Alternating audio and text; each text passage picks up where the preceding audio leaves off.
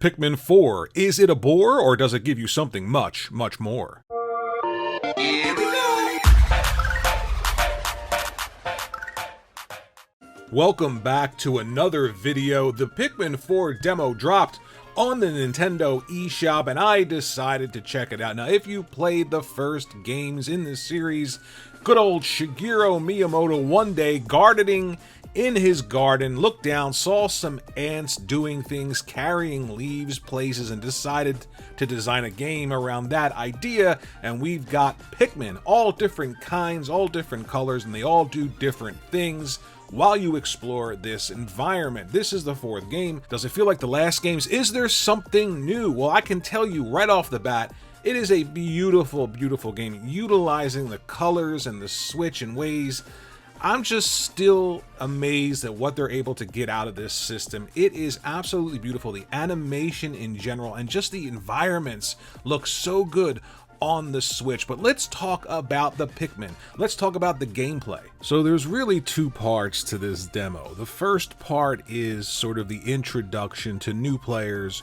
or even old players to some of the mechanics and some of the new mechanics. And the second part is more of the meat of what you're going to get in this new game. I'm going to focus on the first part because I feel like the second part of the demo kind of spoils things, and I don't want to do that for anybody that's excited about this game. So ultimately, the first part of this demo is just introducing you to the basics of the controls.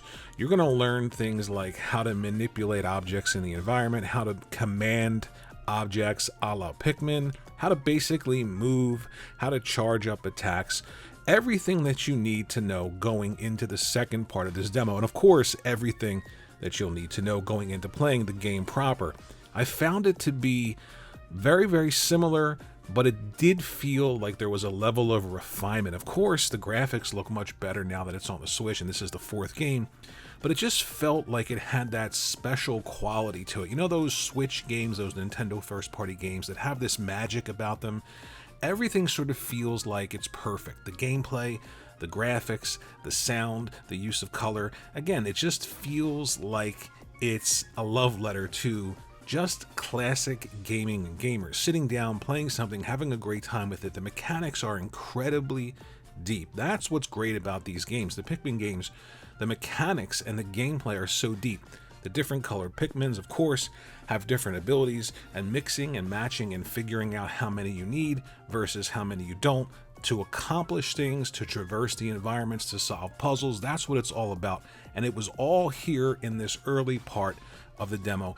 And the second part. There's some new modes too with this game. There's an online competitive mode, and there's also an online co-op mode as well as a couch co-op mode. So all the bases seem to be covered with this game. What's really cool is if you're playing co-op, you can play this game together. The second player can sort of throw objects at enemies and also help you in terms of getting through the environments and solving some of those puzzles. So that's going to be really cool to see how that works out if you want to play this with somebody else.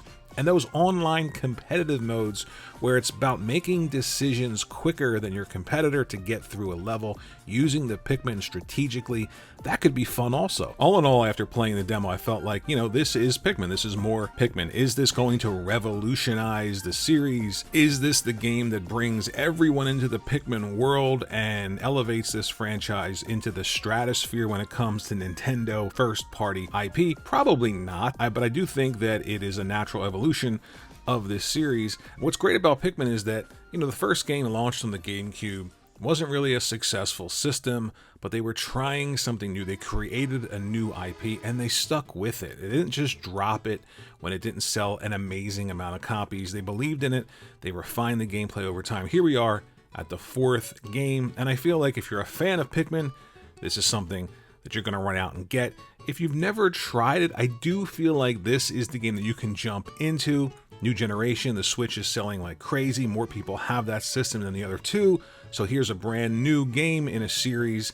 If you're a fan of those Nintendo IPs, all the polishes here, all the fun, everything that you'd expect. I'm really curious though to see how interested people are in this franchise or in this game, because after Tears of the Kingdom, now you've got Super Mario RPG remake to look forward to, and now you have the 4th iteration of a franchise that's done well enough to get to the 4th iteration. But I'm curious to know, is this game different enough to pull those people in?